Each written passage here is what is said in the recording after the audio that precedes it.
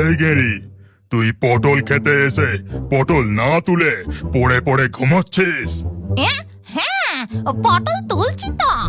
শিমুলতলির জঙ্গলে এক গাছের ডালে বসে গেঁড়ি শাঁকচুন্নি কাঁদছিল।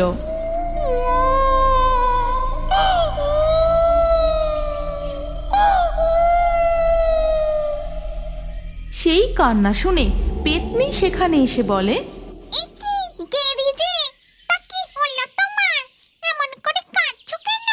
রাগ হইছে, আমার রাগ হইছে। রাগ হইছে বলে কাঁদছো? তা রাগ হলো কেন? ব্যামবদত্তি মশাই, ওই ব্যামবদত্তি মশাই আমায় বকিছে।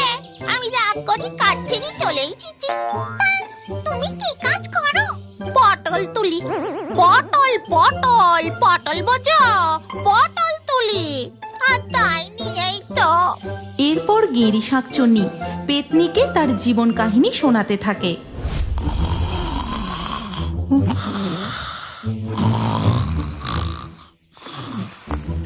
এই গেরি, তুই পটল খেতে এসে পটল না তুলে পড়ে পড়ে ঘুমাচ্ছিস? হ্যাঁ, পটল তুলছি তো। তুই রোজ রোজ এই খেতে এসে ঘুমিয়ে পড়িস। সূর্যি মাথায় উঠে গেল। আমি ভূত বাজারে কখন পটল বেচতে যাব বলতে পারিস? নেহাত পটলগুলো ভালো চিনে তুলতে পারিস, নইলে কবেই। অত ধমকাচ্ছেন কেন ব্রহ্মদত্তি মশাই? আমি আর কাজ করব না, এই আমি চললুম। আচ্ছা, বুঝলুম। তা তুমি রোজ রোজ যদি একই ভুল করো, বকুনি তো খাবেই। তুমি আমার কথা ছাড়ো তো। তুমি বলো, তুমি কি করো? তুমি দেখতে যাও, তাহলে এসো। এরপর পেতনি গেঁড়িকে সঙ্গে নিয়ে এক পুকুর পাড়ে আসে আর তারপর পুকুরে জাল ফেলে বেশ কিছু মাছ ধরে। এই যে মাছগুলো ধরলাম, এবার কিছু মাছ আমি খাবো আর বাকিটা ভূত বাজারে বেচে দেব। বাবা, বেশ মজা তো। তারপর পেতনি গেঁড়ির হাতে একটা মাছ দেয় আর নিজেও একটি মাছ খেয়ে ভূত বাজারের দিকে চলে যায়। এটা বেশ ভালোই কাজ। কাল থেকে আমিও এটাই করব।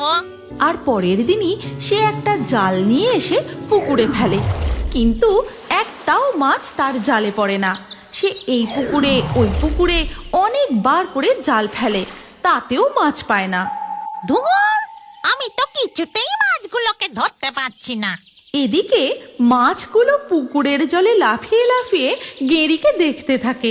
ঠিক তখনই পিছন থেকে কে যেন বলে ওঠে, হবে না, হবে না, সবার দ্বারা সবকিছু হয় না, কৌশল জানতে হয়, বুঝলি? তাই তো দেখছি, এ আমার দ্বারা হবে না। তা তুই কি করিস রে মামদ?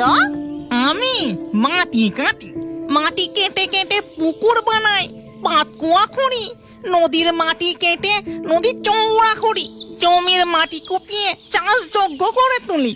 বাহ, বেশ ভালো তো। আজ থেকে আমিও তোর সাথে তাই করব। তারপর গেঁড়ি মামদোর সাথে গিয়ে একটা ফাঁকা জমিতে মাটি কাটতে থাকে। হেইয়া, হেইয়া, হেইয়া। হেইয়া। কিন্তু আরো দু একবার কোদাল চালাতেই গেঁড়ির হাত খুলে কোদালের সাথে ছিটকে পড়ে যায়। এই গেল গেল গেল, আমার হাত খুলে গেল রে। উড়ে বাবা রে। এই দেখে মামদো গেঁড়ির হাত দুটো কুড়িয়ে এনে আবার লাগিয়ে দিয়ে বলে, না রে গেরি, তোর দ্বারা এই কাজ হবে না, তুই বরং অন্য কাজ খুঁজে নে। হ্যাঁ, তাই যাই। এরপর গেঁড়ি শাঁকচুন্নি সেখান থেকে চলে যায় আর পথে যেতে যেতে দেখতে পায় ডাইনি শাক শাক নেবে গো, শাক, টাটকা টাটকা কচি শাক। ডাইনির ডাক শুনে ঘ্যাঙো, পেতনি, মামদো সবাই একে একে এসে তার কাছ থেকে শাক কিনে নিয়ে যায়। বাবা বাবা, এটা তো বেশ সহজ কাজ। শুধু মাথায় একটা শাক বোঝাই হালকা ঝুড়ি নাও আর পথে পথে ঘুরে শাক বিক্রি করো।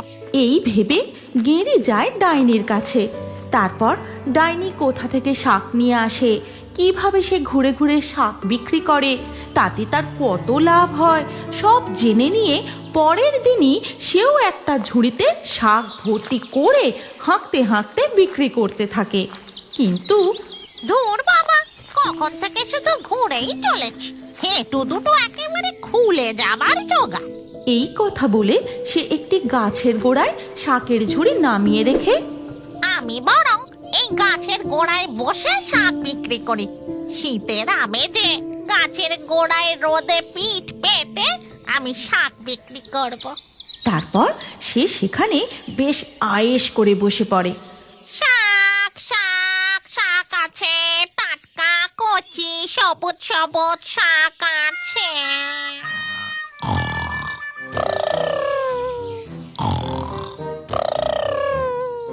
আর তার এমন হাঁক ডাক ও আওয়াজ শুনে পেতনি মামদো ঘ্যাঙভূতের মতো খরিদ্দার না আসলেও সেখানে আসে এক ছাগল।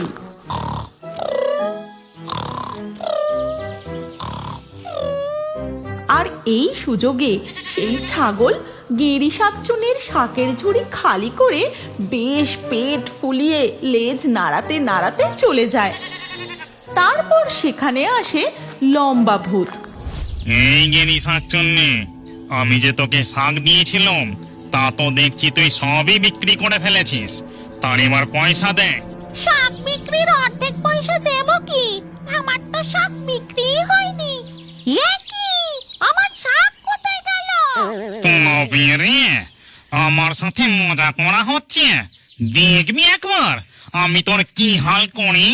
এই কথা শুনেই গেরি সেখান থেকে মার দৌড়, আর দৌড়তে দৌড়তে বলে, ওরে বাবা রে, আমি আর শাক বিক্রি করব না। এই যে ভূতের ওপর বাজ পারি। সে ছুটতে ছুটতে নদীর পাড়ে এসে পৌঁছায়। বাবা রে, খুব বাঁচান বেঁচে গেছি। আর একটু হলেই হয়েছিল নাকি, কিন্তু শাকগুলো গেল কোথায়? নিশ্চয় আমি যখন ঘুমিয়ে পড়েছিলাম সেই সুযোগে কেউ চুরি করে নিয়ে গেছে। এরপর তার চোখ যায় নদীর পাড়ের দিকে। সেখানে ঘ্যাঙভূত তার গরুকে চান করাচ্ছিল। ও ঘ্যাঙ, তুমি গরু পোষো বুঝি? হ্যাঁ, পুষি তো। তা গরু পুষে কি করো? কেন? গরুর দুধ খাই, দুধ বিক্রি করে, আর দুধ বেচে বেশ ভালোই লাভ হয়, বুঝলে? এই কথা শুনেই গেঁড়ির চোখ চকচক করে ওঠে, আর সে সেই দিনই রাতে চুপি চুপি ঘ্যাঙর বাড়ি যায়। এই তো ঘ্যাঙর গরুটা, আগে আমি মন ভরে দুধ খাবো, তারপর এর দড়ি খুলে নিয়ে পালাবো, আর আমি একে পোষ মানাবো। এই বলে গেঁড়ি চুপি চুপি গরুটার কাছে যায়। তারপর হাত পেতে বলে, গরু গরু দুধ দে, ও গরু দুধ দে। না, এভাবে হবে না, তবে কি মন্ত্র পড়তে হবে? এই বলে সে গরুর সামনে গিয়ে বলে, গরু চিচিং দুধ দে, গরু চিচিং দুধ দে, গরু চিচিং দুধ দে। কিন্তু দুধ আর আসে না। অবশেষে আমি বরং বাছুরের মতন করে নিজেই দুধ খেয়ে নি। এই কথা বলে যেই না সে মুখ লাগিয়ে গরুর দুধ খেতে যায়, আর সাথে সাথেই গরুটা এক লাথি মারে, আর তাতেই গেঁড়ির দাঁত খুলে মাটিতে পড়ে। ওরে বাবা রে বাবা, আমার চোখ গেল, দাঁত কপাটি খুলে গেল।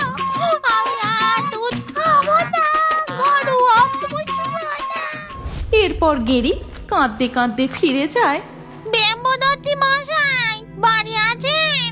ও বেম্বদত্তি মশাই। কি রে গেরি, তুই? কি ব্যাপার, ফিরে এলি যে? বেম্বদত্তি মশাই, আমি আর কোথাও যাব না, ওই পটলই তুলবো। ওই কাজই আমি ভালো পারি। দেখ, সবার দ্বারা সব কাজ হয় না। যে যেটা ভালো পারে তার সেটাই ধৈর্য ধরে করা উচিত। অন্যের দেখে কিছু করতে গেলেই একেবারে সব ঘেঁটে ঘ। তাহলে এবার যাই, গিয়ে এরপর গেরি মনের আনন্দে পটল তুলতে চলে যায়। এই গল্পের পরবর্তী পর্ব যদি তোমরা দেখতে চাও তাহলে কমেন্টে নেক্সট পার্ট অবশ্যই লেখো। আর আমাদের ফেয়ারি টুনস বাংলা ফেসবুক পেজটি এক্ষুনি ফলো করে নাও। এই গল্পটি ভালো লাগলে লাইক দিয়ে শেয়ার করে দাও।